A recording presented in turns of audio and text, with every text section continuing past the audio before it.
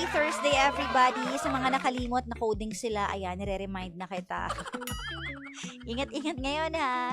Alam niyo naman kapag Thursday, traffic talaga because it's the new Friday nga daw. Pero lalo na ngayon na palala ng palala ang mga nangyayari sa mundo, feeling ko mapapatagal pa yung traffic niyan. Actually, kahit wala namang gulo, traffic na talaga eh. 'Di ba? Parang isa yan sa talagang katanda-tanda sa atin dito sa Pilipinas, the traffic country. Wow. Sana medyo lumuwag naman, 'di ba? Para hindi masyadong mainit ang ulo mo at hindi masyadong mainit ang panahon. Dagdag din 'yan eh, na pag mainit ang panahon, mainit din ang ulo, lalo na kapag gutom. So wag kang magpapagutom kasi it's break time, it's lunch time. Kaya naman sana kumain ka ng maayos, 'di ba? Feed yourself, protect yourself, take care of yourself. Yung nagkakanda bulol-bulol ako. Ano ba? Hindi pa kasi kumakain eh. Hello sa lahat ng mga poging drivers natin dyan na naghahanap ng stopover para mag-lunch.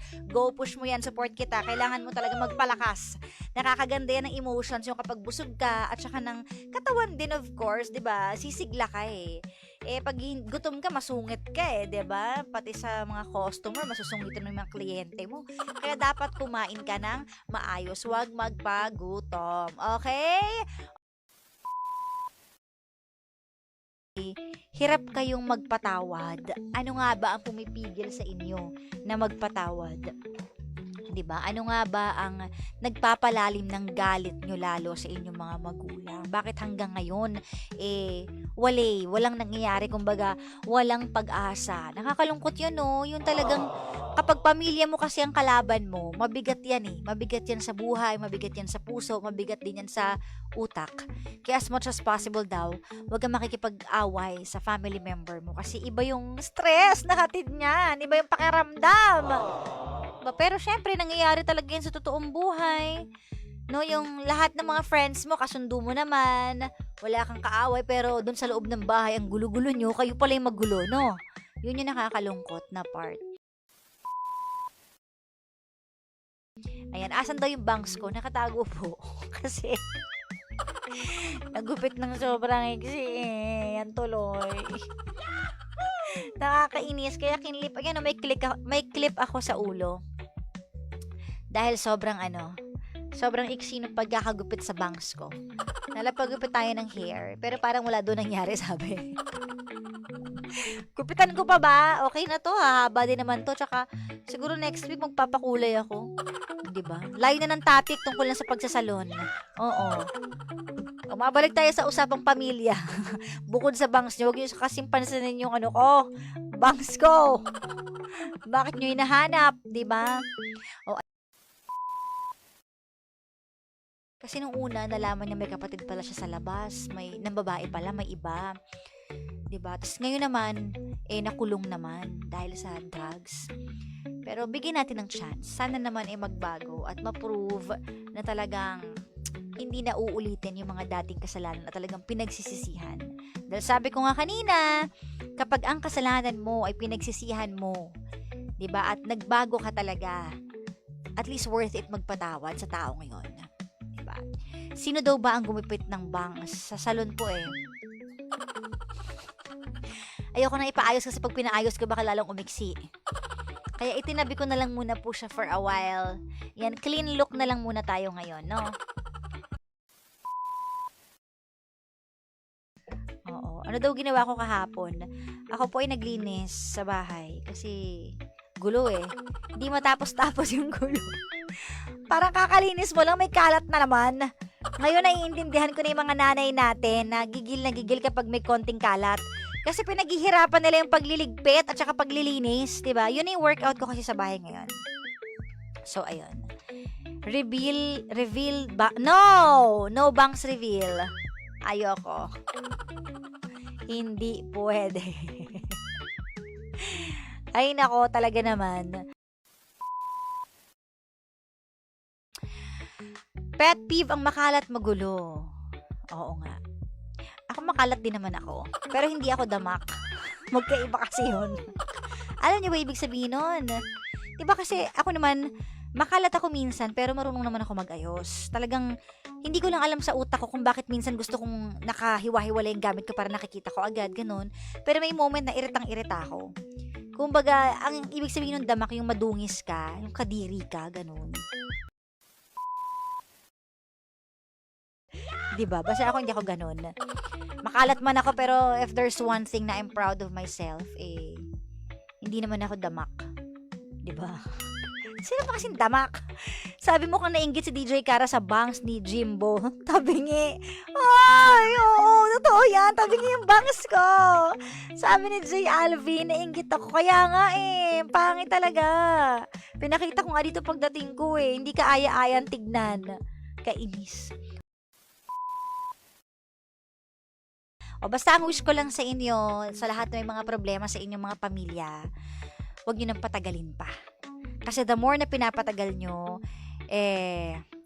lumalalim lalo yung sugat at lalo kayong alam mo yung mapapalayo yung loob. So kung may means naman or may magpakumbaba man na isa, wag nyo nang tigasan pa yung dibdib nyo. Go na. Pero naniniwala din kasi ako na may right timing ang lahat.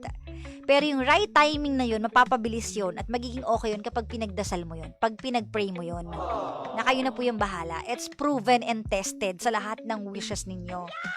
Sinasagot ang mga panalangin na naaayon sa kanya. So, 'di ba? Mahirap kasi mabigat sa puso kapag kaaway mo ang isa sa family member mo. Sobra 'yan. Lalo na kapag magulang mo, naku, sobrang hirap niyan.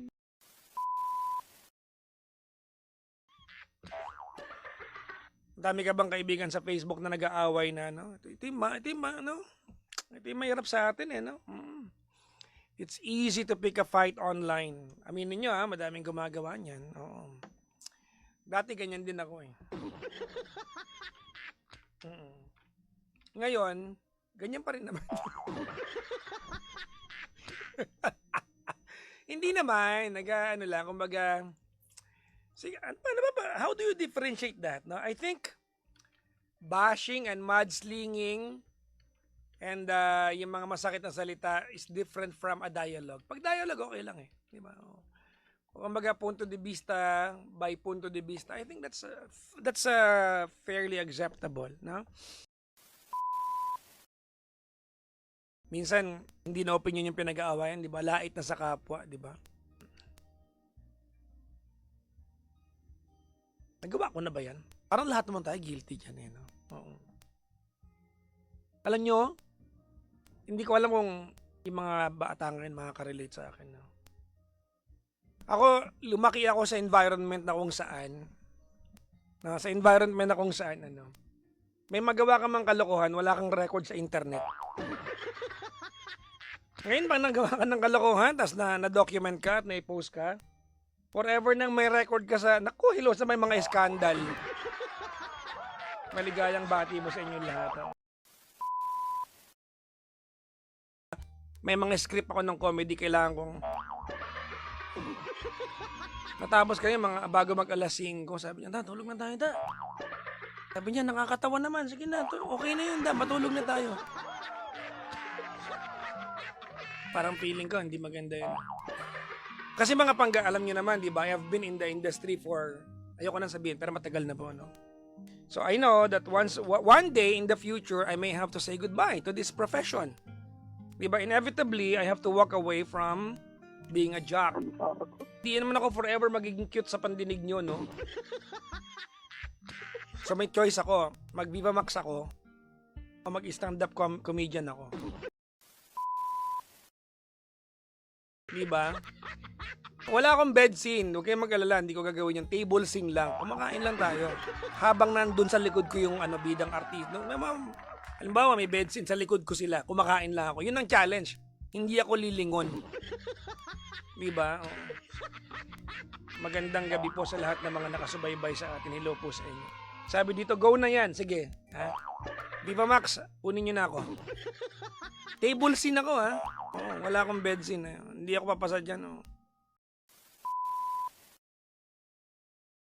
Naaawa ko na napipikon sa'yo. Gusto mo malaman kung bakit? Bakit po, Papa Jack? Kasi unang-una sa lahat, pare ko. Ikaw naman ang dahilan kung bakit naandyan ka sa napakatangang relasyon. Opo. Di ba? Umpisa pa lang Yes po. Di ba?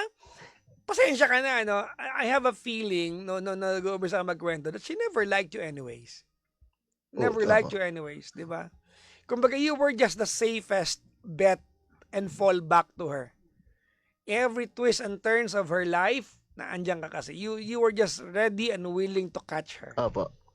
She did not suffer any consequence or consequences sa pagloloko niya. Tinanggap mo lang. Tama, mali.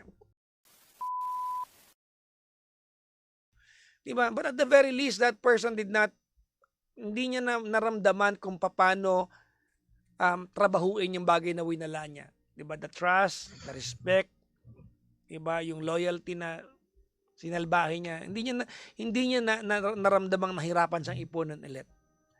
Diba? You were her biggest enabler. Tinolerate mo lang. Diba? Hindi. Kasi feeling mo ang pakiramdam ko, ang feeling mo sa sarili mo, hirong-hiro ka kasi kaya mo siya magpatawad. Siguro nga tama ka sa part na 'yan. Palakpakan sa part na 'yan. Pero hindi yan ang tingin niya sa'yo. Ang tingin niya sa'yo, tanga ka lang. Yun talaga yun. Diba? Yun lang yun.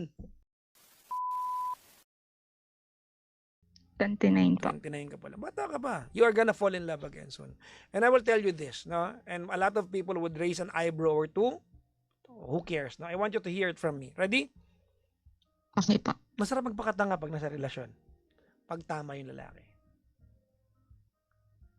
Sobrang sarap nun, te. Ibigay mo ang lahat. Oh, yes! Lahat. Huwag ka mag-iwan. Kung tama yung tao, mahal mo eh. Tama, mali. Tama po. Masarap magpakatanga. Diba? Diba? Ako pag ako babae, maganda ako. Gusto ko matalino ako. Sorry ah. Imagine mo, hindi ako nalalait mga pangga. Sa pag-ibig, ang pinag-usapan pag-ibig lang po, hindi po academic ha. Sa mga bago lang po dito, baka ang pinag-usapan parang tali-talino. No po, ang pinag-usapan sa pag-ibig lang. Maganda ka, maganda rin yung matalino ka sa pag-ibig. Diba? Sayang ganda. Pagkakwentuhan ka ng mga tambay sa lugar ninyo. Alam mo yan, dadaan na yan. Itsura yan eh, pero tanga yan. Gusto mong ganon?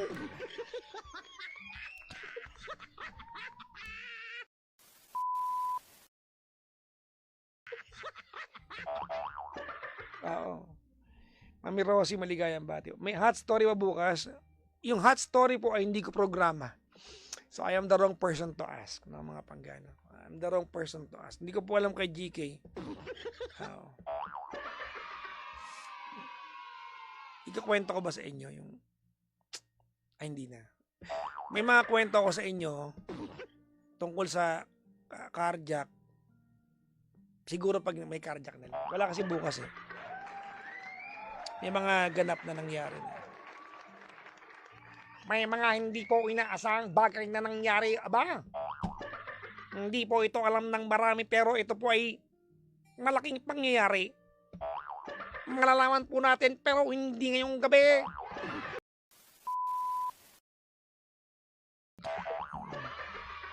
This dream. O yan, tayo nyo may upload. Wala pa kaming carjack bukas kasi may maintenance po yung ano namin, yung signal namin. Yun na lang ha. Technical pag pinaliwanag ko sa inyo eh. Diba? Pero mag-upload kami po ng cover ng kanta ni Gandang Kara bukas with the band Buildex. Woohoo! Bukas, naka-schedule. Okay, panoorin nyo, i-share nyo. I-share nyo na marami, tapos gawin yung international, para ganun. Bahala kayo. Wala ako doon sa video. Si Gandang Kara lang yun, tsaka si Buildex, tsaka doon si Nix.